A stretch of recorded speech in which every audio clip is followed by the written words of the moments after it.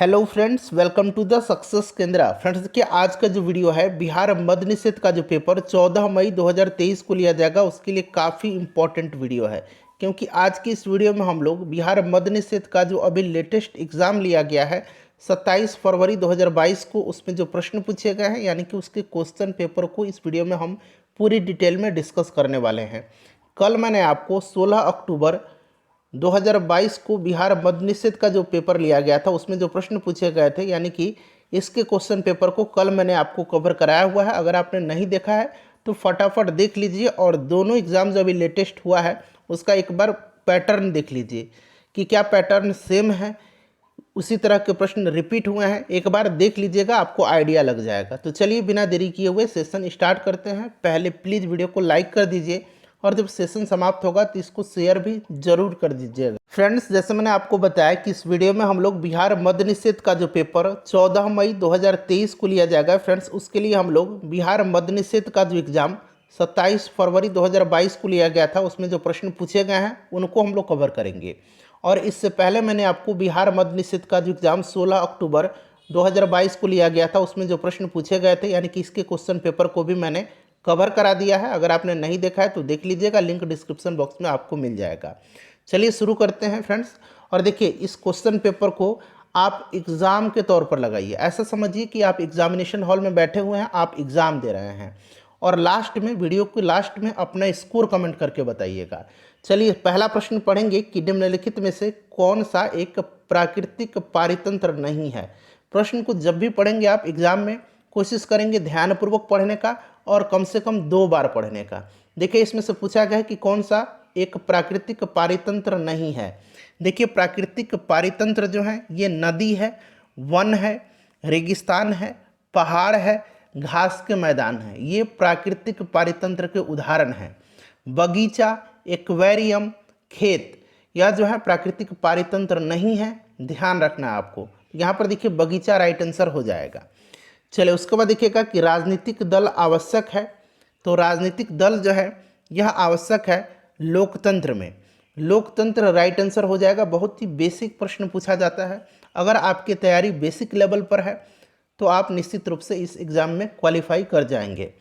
Next question हमारा कि चुंबकत्व पर आधारित चिकित्सीय तकनीक कौन सी है। तो इस तकनीक का नाम है मैग्नेटिक रेजोनेंस इमेजिंग यानी कि MRI, मैग्नेटिक रेजोनेंस इमेजिंग। ठीक है, यह जो है चुंबकत्व पर आधारित चिकित्सीय तकनीक है।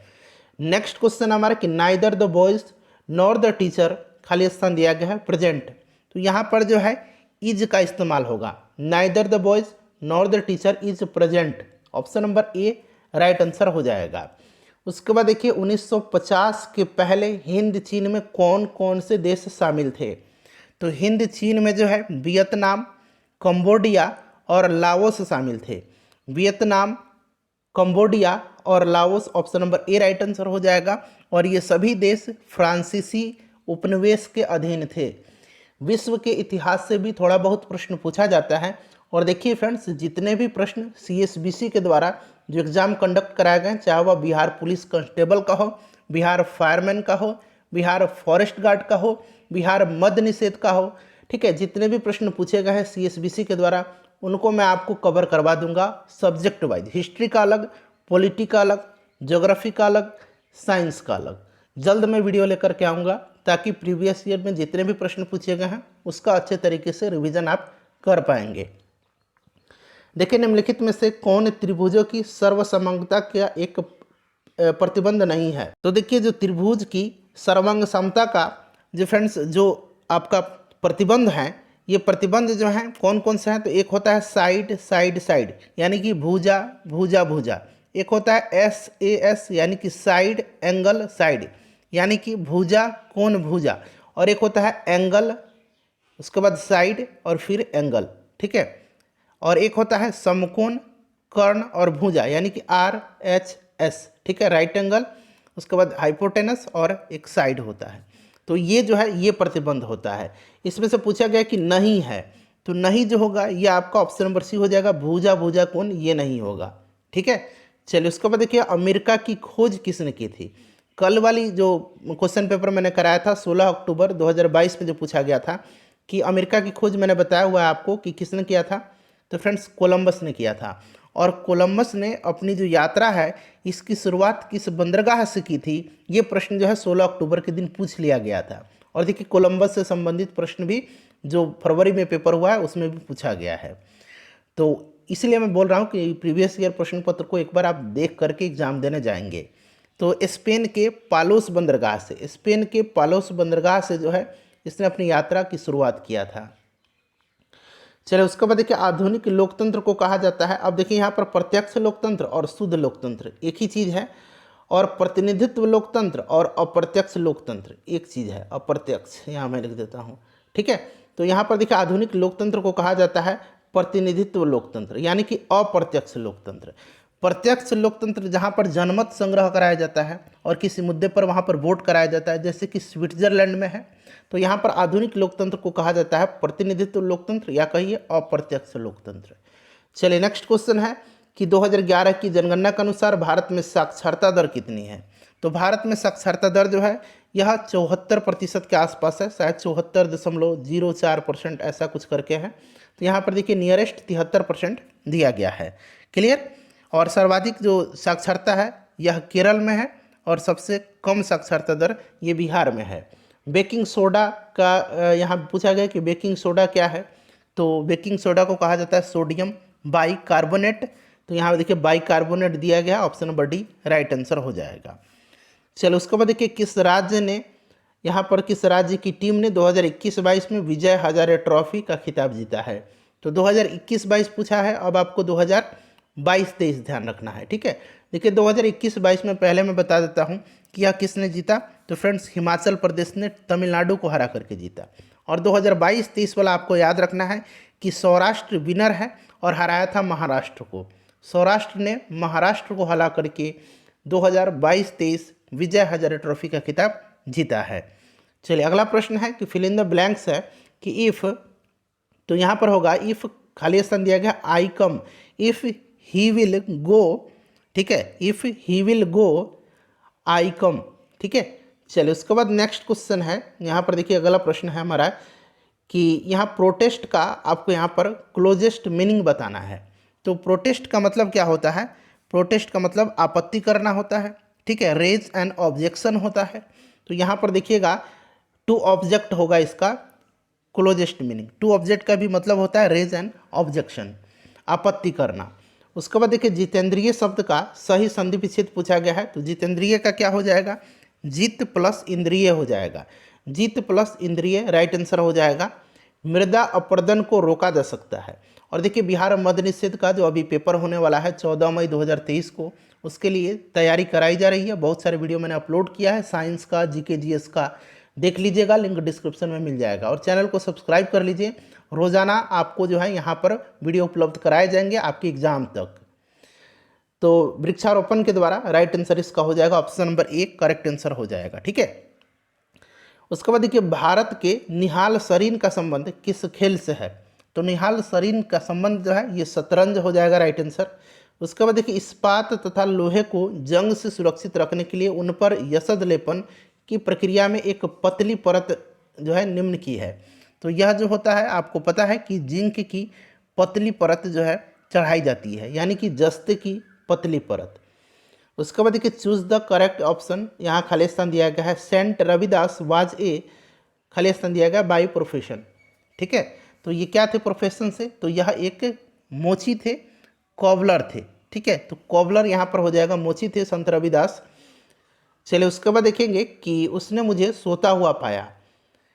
इसका जो है ट्रांसलेशन आपको यहाँ इसमें से बताना है, ट्रांसलेट करना है। तो ही फाउंड मी स्लीपिंग हो जाएगा, right answer. He found me sleeping, यानी कि करेक्ट आंसर आपका ऑप्शन नंबर ए हो जाएगा। उसके बाद देखिएगा कि उत्तर दक्षिण गलियारा जोड़ता है। उत्तर दक्षिण गलियारा जो है, ध्यान से सुनेंगे, यह राष्ट्रीय राजमार्ग 44 के माध्यम से जो है श्रीनगर से, उत्तर में श्रीनगर से दक्षिण में कन्याकुमारी को जोड़ता है। ये तो आपका हो गया उत्तर दक्षिण गलियारा, राइट आंसर आपका श्रीनगर कन्याकुमारी हो जाएगा। वहीं अगर आपसे पूर्व पश्चिम गलियारा अगर पूछता, पूर्व पश्चिम गलियारा, तो पूर्व पश्चिम गलियारा जो है यह NH-27 के माध्यम से जो है यह आपका असम के सिलचर और गुजरात के पोरबंदर को जोड़ता है। यह पूर्व पश्चिम गलियारा, तो इसको भी ध्यान रखेंगे। मानव पूंजी में निवेश करने का जरिया है, मानव पूंजी में निवेश करने का जरिया जो है यह पूछा जा रहा है। तो यह शिक्षा और प्रशिक्षण दोनों है। शिक्षा, प्रशिक्षण, स्वास्थ्य, सूचना, ये सभी है। तो शिक्षा और प्रशिक्षण दोनों हो जाएगा। उसके बाद देखिए तृतीय क्षेत्र में सम्मिलित गतिविधि नहीं है। तृतीय क्षेत्र में जो इसमें से सम्मिलित नहीं है वो आपका पूछा गया है। तो ये आपका पशुपालन नहीं है। पशुपालन जो है यह प्राथमिक क्षेत्र में आता है। पशुपालन प्राथमिक क्षेत्र में आता है, ध्यान रखना है आपको। किस देश में नाजी पार्टी स्थापित हुई थी? नाजी पार्टी की स्थापना जो है जर्मनी में हुआ था, हिटलर ने किया था। जर्मनी राइट आंसर हो जाएगा। चलिए नेक्स्ट क्वेश्चन है, देखिए वर्ल्ड हिस्ट्री का क्वेश्चन है। भारत में सर्वाधिक क्षेत्र में फैले हुए वन हैं। तो भारत में सर्वाधिक क्षेत्र में जो है उष्णकटिबंधीय पर्णपाती वन फैला हुआ है और इनको मानसूनी वन भी कहा जाता है। तो यहाँ पर उष्णकटिबंधीय पर्णपाती, ये याद रखना आपको, ये प्रश्न बार बार पूछा जाता है।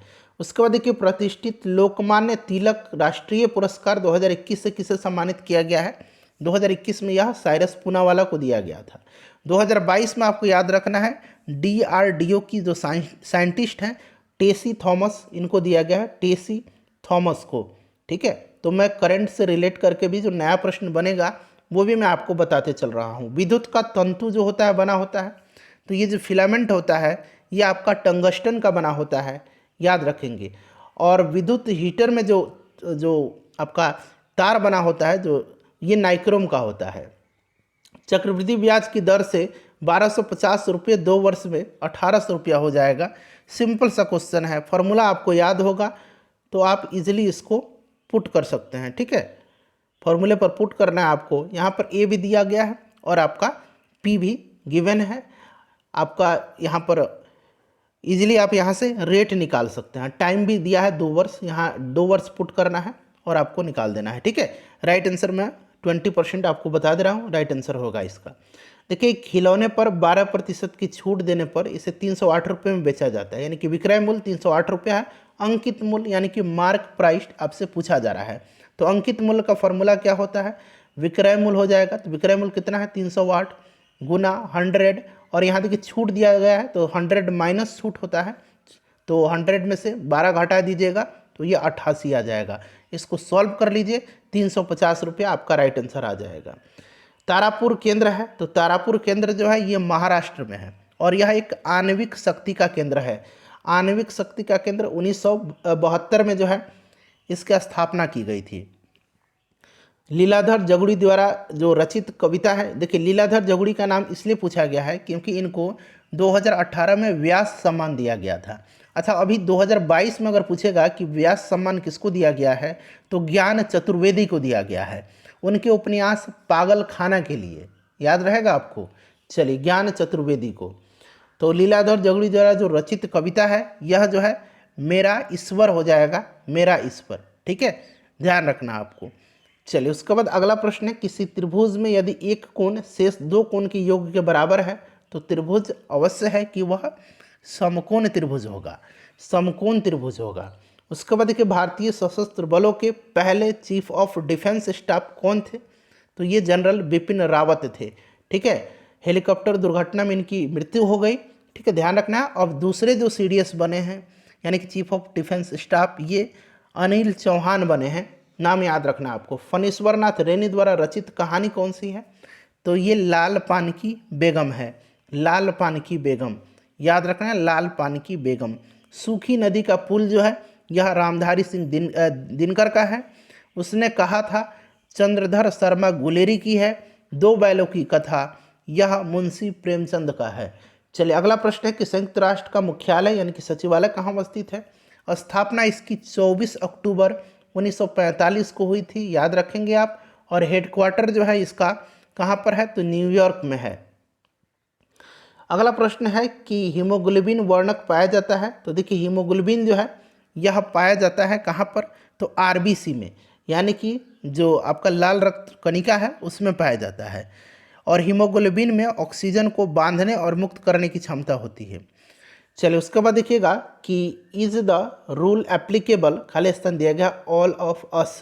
ठीक है, बताइए यहाँ पर क्या होगा, तो यहाँ पर टू का इस्तेमाल होगा। Is the rule applicable to all of us. परागकणों का एक पुष्प से दूसरे पुष्प तक स्थानांतरण किस माध्यम से होता है? तो फ्रेंड्स यह जो है वायु से भी होता है, जल से भी होता है और कीट से भी होता है। जल से जो परागकण का जो यहाँ पर जो स्थानांतरण होता है उसको हाइड्रोफिलिक कहा जाता है। हाइड्रोफिलिक, यहाँ मैं लिखने का प्रयास करता हूँ इसको हाइड्रोफिलिक कहा जाता है। वायु से जो होता है उसको कहा जाता है एनेमोफिली, उसको एनेमोफिली कहा जाता है। प्रश्न पूछा गया है, ठीक है, कि वायु से जो परागकण होता है उसको क्या कहेंगे, तो एनेमोफिली। जल से हाइड्रोफिलिक, और जो कीटों के माध्यम से होता है उसको एंटेमोफिली कहा जाता है। यहाँ मैं लिखता हूँ एंटोमोफिली कहा जाता है उसको। ठीक है, ध्यान रखना आपको। चलिए उपरोक्त सभी राइट आंसर होगा इसका। एक विद्युत जनित्र बदलता है, यानी कि जो जनरेटर है यह बदलता है। बताइए राइट आंसर, सिंपल सा क्वेश्चन। चलिए इसका आंसर मैं आपके लिए छोड़ता हूँ, आप कमेंट करके बताइएगा। चलिए नेक्स्ट क्वेश्चन है कि जो दमित्री मेंडलीव थे उनको श्रेय दिया जाता है, तो इनको श्रेय दिया जाता है। ये आपका राइट आंसर क्या हो जाएगा, तत्वों की आवर्त सारणी के लिए option number C correct answer हो जाएगा। और उन्होंने परमाणु द्रव्यमान के बढ़ते क्रम व्यवस्थित करने के लिए जो है उनको यह श्रेय दिया जाता है आवर्त सारणी में। और मेंडलीव के समय अगर कुल ज्ञात तत्वों की संख्या पूछी जाए, जो कितने ज्ञात तत्व थे, तो 63 थे, इसको भी ध्यान रखिएगा। Choose the correct form of the passive. ठीक है, ही स्पीक्स हिंदी है, तो ये क्या हो जाएगा, इसका पैसिव क्या हो जाएगा, तो देखिए इसका जो पैसिव हो जाएगा वो आपका इसमें से बताना है कि क्या हो जाएगा। तो ये आपका हो जाएगा Hindi is spoken by him. अगला प्रश्न है कि वर्तमान बिहार विधान परिषद के अध्यक्ष कौन है? विधान परिषद पूछा गया है, वर्तमान में देवेश चंद्र ठाकुर हैं। ऑप्शन में नहीं दिया गया देवेश चंद्र ठाकुर, क्योंकि उस समय ये प्रश्न पूछा गया था जब एग्जाम हुआ था फरवरी में, उस समय अवधेश नारायण सिंह थे, और अब जो है देवेश चंद्र ठाकुर हैं, याद रखेंगे। बिहार विधानसभा का अध्यक्ष पूछा जाएगा, तो ये अवध बिहारी चौधरी हैं, याद रखेंगे नाम इन सब का। अनुवांशिकी का जनक किनको कहा जाता है? तो फ्रेंड्स ये कहा जाता है मेंडल को। ठीक है, ग्रेगर जोहान मेंडल, जीजे मेंडल को कहा जाता है। उसके बाद अगला प्रश्न कि प्रथम विश्व युद्ध स्टार्ट कब हुआ था? तो 1914 में हुआ था, 1918 तक चला था, 1914 हो जाएगा। क्लियर। चलिए अगला प्रश्न करेंगे कि मानव अपनी अबुझ भाषा में कहता रहता है, रेखांकित पद प्रतीक है, समुद्र का कुछ भी नहीं होता। अब देखिए यहाँ पर जो है, यहाँ पर ध्यान देंगे कि हिंदी साहित्य समुद्र अबुझ भाषा इसका नाम है। इसमें मनुष्य से कहता है कि मेरा यानी समुद्र का कुछ नहीं होता, यही अबुझ भाषा में वह अपने मनोभाव को प्रकट करता है समाज का। यहाँ पर ऑप्शन नंबर डी होगा राइट आंसर इसका। ठीक है, समाज का। चलिए अगला प्रश्न है कि सुरक्षा का तात्पर्य है, यहाँ खाद्य सुरक्षा बना लीजिए। खाद्य सुरक्षा का तात्पर्य क्या है? खाद्य उपलब्धता, खाद्य की पहुंच और खाद्य सामर्थ्य, उपरोक्त सभी इसका राइट आंसर होगा। निम्नलिखित में से कौन जुलाई 2021 को अंतरिक्ष में यात्रा करने वाली दूसरी भारतीय मूल की महिला बन गई हैं? करंट का प्रश्न था, ये आपका सिरिसा बांदला हो जाएगा, सिरिसा बांदला। ठीक है, याद रखना आपको नाम। नेक्स्ट क्वेश्चन है हमारा कि राष्ट्रीय मानवाधिकार आयोग की स्थापना किस वर्ष हुई थी? तो 1993 में हुई थी, 1993 में हुई थी। यह एक संवैधानिक निकाय नहीं है, याद रखना, यह एक सांविधिक निकाय है। यहाँ मैं लिखता हूँ एक सांविधिक निकाय है, संवैधानिक नहीं है। ठीक है, इसका गठन संसद का अधिनियम द्वारा हुआ है। तो ये आपका 1993 हो जाएगा। और वर्तमान में राष्ट्रीय मानवाधिकार आयोग के अध्यक्ष जो है जस्टिस अरुण कुमार मिश्र हैं, यानी कि AK मिश्र हैं, याद रखना आपको AK मिश्र। चलिए अगला प्रश्न है यहाँ पर the eyes are not here, where did the girl get down? यहाँ पर actually the correct answer in the to the question from the option that follow in the story, तो यहाँ पर जो है राइट आंसर इसका देहरादून होगा। चलो उसका बाद देखिए भारत का प्रथम परमाणु संयंत्र कहाँ स्थापित किया गया था? तो फ्रेंड्स यह तारापुर महाराष्ट्र में, मैंने बताया था आपको 1972 में। निम्न में से किस श्रेणी में भारत आता है? तो भारत जो आता है, भारत आता है एक विकासशील देश में। ठीक है, चलिए चंबल निम्न में से किस नदी की सहायक नदी है? तो चंबल जो है यह यमुना की सहायक नदी है, यमुना इसका राइट आंसर हो जाएगा। यहाँ पर देखिएगा 10 मीटर, 10 मीटर, 5 मीटर ये डायमेंशन दिया गया है। विमाओं वाली एक कमरे में रखे जा सकने वाले सबसे लंबी छड़ की लंबाई क्या होगी? तो आपको पता है कि L square plus B square plus H square कर दीजिए, यानी कि सबका मान रख दीजिए और राइट आंसर इसका 15 मीटर निकल के आ जाएगा। इसका करेक्ट आंसर मैं आपको बता देता हूँ। करेक्ट आंसर 384 वर्ग सेंटीमीटर हो जाएगा। क्षेत्रफल पूछा गया है समचतुर्भुज का, यहाँ पर एक भुजा दिया गया और एक विकर्ण दिया गया। सारे मैथ सिंपल हैं। एक कहानी यह भी रचना है, तो यह रचना जो है यह किसकी है, तो मनु भंडारी की है। मनु भंडारी की। पृथ्वी का कुल भाग जो जल से घिरा हुआ है, तो यह लगभग 71% हो जाएगा। किस विकल्प में सही विलोम युग्म है, यानी कि अनादर का क्या होगा, सही पूछा गया है यहाँ पर। ठीक है, तो यहाँ पर ध्यान दीजिएगा, जो गौरव और लाघव ये सही विकल्प दिया गया, मतलब इसका गौरव का विलोम लाघव दिया गया है। ठीक है, अनादर का निरादर नहीं होगा। ठीक है, आदर अनादर आदर। ठीक है, अनूठा बेजोड़ ये तो है ही नहीं, क्योंकि ये अनूठा बेजोड़ तो ये समानार्थी हो गया। चलिए, तो ये वाला जो है कॉम्बिनेशन सही दिया गया है। स्वयं सहायता समूह में ऋण संबंधी अधिकांश निर्णय लिए जाते हैं, तो यह सदस्यों के द्वारा जो है यह लिए जाते हैं स्वयं सहायता समूह में। ठीक है, अमन फसल संबंधित है, तो अमन जो है यह धान फसल से संबंधित है, यानी कि धान से संबंधित एक किस्म है, तो यह आपका धान हो जाएगा। सरहुल पर्व कौन मनाते हैं, सरहुल पर्व जो है यह मनाया जाता है किस जनजाति के द्वारा, तो यह मुंडा जनजाति के द्वारा मनाया जाता है सरहुल। चलो, उसके बाद 60 नंबर क्वेश्चन है हमारा कि बेलाडीला पहाड़ी श्रृंखला जो है किस जिले में स्थित है। अब यहाँ पर देखिए जिला पूछ लिया गया है। बेलाडीला तो वैसे छत्तीसगढ़ में है और ये जिला पूछा गया है तो बस्तर में है। ठीक है, बस्तर हो जाएगा और यह लोहा उत्पादन के लिए सुप्रसिद्ध है, याद रखेंगे आप। चलिए, और यहाँ पर जो है उच्च कोटि का हेमेटाइट लॉ-एस्क पाया जाता है। कौन भौतिक पूंजी का उदाहरण नहीं है, भौतिक पूंजी का उदाहरण जो है पूछा गया है, कौन सा नहीं है, बताइए राइट आंसर इसका क्या हो जाएगा। तो इसका जो करेक्ट आंसर हो जाएगा वो आपका ऑप्शन नंबर डी हो जाएगा, शिक्षा एवं प्रशिक्षण। ये भौतिक पूंजी नहीं है। उसके बाद देखिए असमतापी जंतु जिनका हृदय द्विकक्षीय होता है, कौन सा है इसमें से, तो ये शार्क हो जाएगा। शार्क एक असमतापी जंतु है जिसका हृदय द्विकक्षीय होता है। चलिए, उसके बाद नेक्स्ट क्वेश्चन है क्रिया बल एवं प्रतिक्रिया बल हमेशा लगते हैं।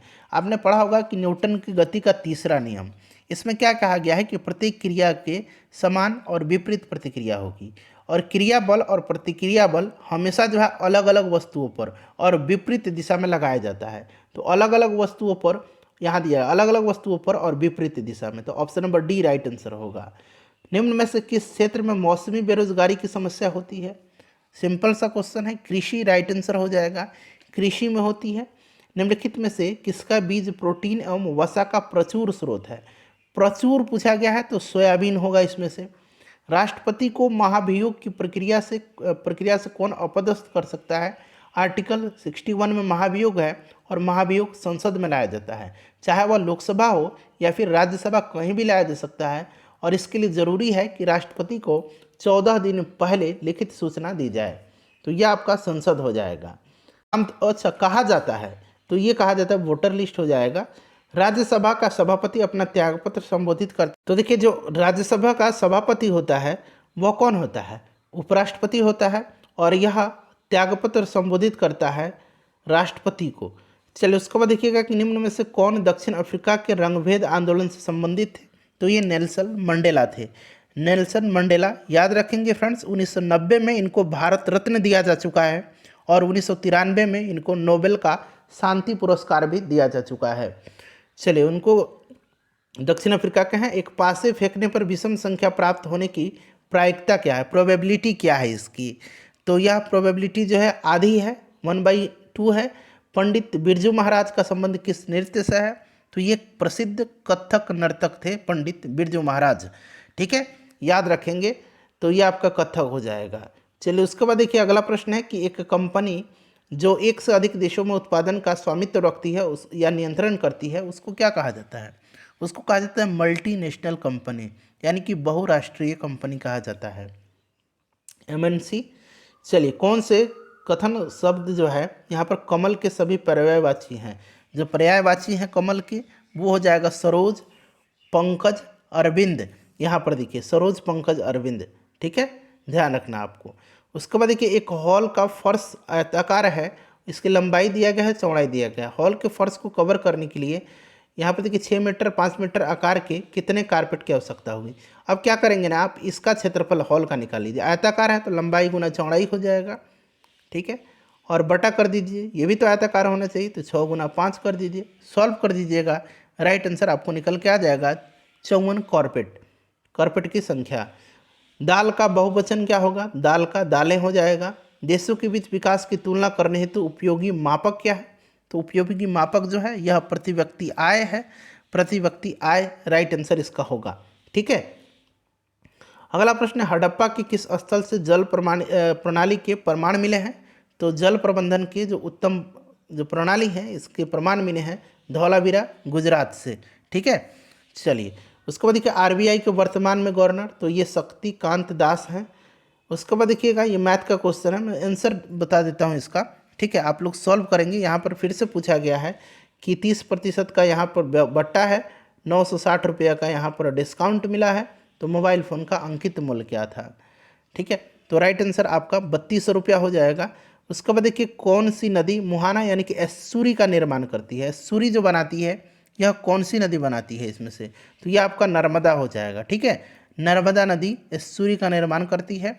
अमरकंटक पठार से जो है यह उद्गमित होती है, ध्यान रखना है, और यह पश्चिम की ओर एक भ्रंश घाटी में बहती है। चलिए, और यह एस्सुरी का निर्माण करती है, खंभात की खाड़ी में जाकर के गिर जाती है। भारत में संप्रभु कौन है, तो हम भारत के लोग राइट आंसर हो जाएगा। बिहार दिवस मनाया जाता है 22 मार्च के दिन मनाया जाता है, और 22 मार्च की विश्व जल दिवस भी मनाया जाता है। नेक्स्ट क्वेश्चन है हमारा कि निम्न में से उपार्जित लक्षण कौन सा है। उपार्जित लक्षण जो है यह शरीर का वजन जो है उपार्जित लक्षण हो जाएगा इसमें से। यहाँ पर देखिएगा which festival is referred to in the Tolstoy little girls wiser than men, तो ये आपका क्या हो जाएगा, ईस्टर गुड फ्राइडे, ठीक है। तो यहाँ पर करेक्ट आंसर जो होगा इसका 84 का ये आपका जो होगा ऑप्शन नंबर यहाँ पर डी हो जाएगा, ईस्टर का। Where was the saint Kabir brought up in his early childhood days, right answer क्या होगा इसका, तो देखिए इनका जो लालन पालन हुआ था वो आपका वाराणसी में हुआ था, ठीक है, वाराणसी में हुआ था, तो वाराणसी इसका राइट आंसर हो जाएगा। सुंदरी वृक्ष पाए जाते हैं, तो सुंदरी वृक्ष जो है यह मैनग्रोव में पाया जाता है, यानी कि मैनग्रोव वन में, तो राइट आंसर इसका ऑप्शन नंबर बी हो जाएगा। Option number B correct answer हो जाएगा मैनग्रोव वन में। उसके बाद देखिए बादल या कोहरा किस कोलाइडी निकाय का उदाहरण है, तो बादल या कोहरा जो है यह द्रव जो है गैस में परिक्षिप्त कोलाइडी निकाय का एक उदाहरण है, यानी कि इसका जो सही आंसर हो जाएगा वो आपका ऑप्शन नंबर सी हो जाएगा, द्रव गैस में परिक्षिप्त। संज्ञा शब्द जहर इला प्रत्यय उसमें जोड़ने पर कौन सा विशेषण बनेगा, तो जहरीला बन जाएगा, सिंपल सा क्वेश्चन है, जहरीला राइट आंसर इसका हो जाएगा, ठीक है। चलिए, भारत में बजट का निर्माण का कार्य किया जाता है, तो भारत में बजट निर्माण का कार्य जो है यह किया जाता है किसके द्वारा, तो यह वित्त मंत्रालय के द्वारा, ठीक है। तो यहाँ पर जो राइट आंसर हो जाएगा ऑप्शन नंबर यहाँ पर ए हो जाएगा। अक्षय नवीकरणीय ऊर्जा के स्रोत का उदाहरण है, ये आपसे पूछा गया, तो सौर ऊर्जा जो है यह नवीकरणीय ऊर्जा का स्रोत है, तो यहाँ पर देखिए सौर ऊर्जा दिया गया है, सौर ऊर्जा, पवन ऊर्जा, जल ऊर्जा, ठीक है। उसके बाद देखिएगा और बाकी अनवीकरणीय है। निम्न में से कौन संविधान निर्मात्री सभा का सदस्य नहीं था, नहीं पूछा गया इसमें से, तो मोहम्मद अली जिन्ना जो होगा ये नहीं थे, right answer option number A हो जाएगा, मोहम्मद अली जिन्ना, ठीक है। चलो उसके बाद देखिएगा कि एक पारितंत्र में सभी हरे पौधे नील हरित शैवाल जिनमें प्रकाश संश्लेषण की क्षमता होती है किस वर्ग में आते हैं, तो हरे पौधे जो हैं ये उत्पादक हैं, option number A right answer हो जाएगा, उत्पादक वर्ग में आते हैं। उसके बाद देखिएगा कि परख जो हाल ही में खबरों में रहा किस क्षेत्र से जुड़ा पोर्टल है, तो परख जो है यह आपका जुड़ा हुआ है all India council for technical education, ठीक है, यानी कि राइट आंसर क्या हो जाएगा इसका, छात्र को सीखने का आकलन हो जाएगा, शिक्षा से जुड़ा हुआ है, option number C right answer हो जाएगा। चलिए उसके बाद 94 नंबर करेंगे कि जापान एक विकसित धनावन देश बना है। तो यह धनावन देश जो बन गया है, यह बन गया है जापान मानवीय संसाधन में पर्याप्त निवेश किया है। तो राइट आंसर मानव संसाधन में निवेश हो जाएगा, यानी कि ऑप्शन नंबर इसका ए राइट आंसर हो जाएगा। बायोगैस का मुख्य घटक क्या है? तो ये मीथेन है, मार्स गैस कहा जाता है इसको, CH4 इसका फॉर्मूला होता है। भारत में लौटते मानसून की ऋतु की अवधि क्या है? तो जो लौटते मानसून की ऋतु है यह शुरू होती है अक्टूबर नवंबर में। ठीक है, अक्टूबर नवंबर इसका राइट आंसर हो जाएगा, अक्टूबर नवंबर में। उसके बाद देखिए 1855 में देश की पहली जूट मिल कहाँ पर स्थापित की गई थी? तो ये कोलकाता में रिसरा में स्थापित की गई थी, हुगली नदी पर, रिसरा कलकत्ता। कर्नाटक में होने वाली ग्रीष्म ऋतु की वर्षा को क्या कहते हैं? तो फ्रेंड्स इसको जो कहा जाता है, इसको कहा जाता है आम्र वर्षा। क्या कहा जाता है इसको? आम्र वर्षा कहा जाता है, यानी कि मैंगो सावर कहा जाता है। सविनय अवज्ञा आंदोलन कब और किस यात्रा से आरंभ हुआ था? तो सविनय अवज्ञा आंदोलन जो है यह 1930 में हो जाएगा, डांडी यात्रा। Option number C correct answer हो जाएगा। डांडी यात्रा 12 मार्च 1930 को और 6 अप्रैल को डांडी पहुंच करके गांधी जी ने नमक तोड़ करके सविनय अवज्ञा आंदोलन की शुरुआत की थी 6 अप्रैल 1930। ठीक है, और साबरमती आश्रम से डांडी यात्रा इन्होंने शुरुआत किया था, इसको भी आप जरूर ध्यान रखेंगे। लेनिन का उत्तराधिकारी, अपने स्कोर पहले बताइए, वीडियो को लाइक करिए और इसे शेयर कर दीजिएगा। लेनिन का जो उत्तराधिकारी था यह जोसेफ स्टालिन था। स्टालिन को जो है आधुनिक रूस का निर्माता कहा जाता है।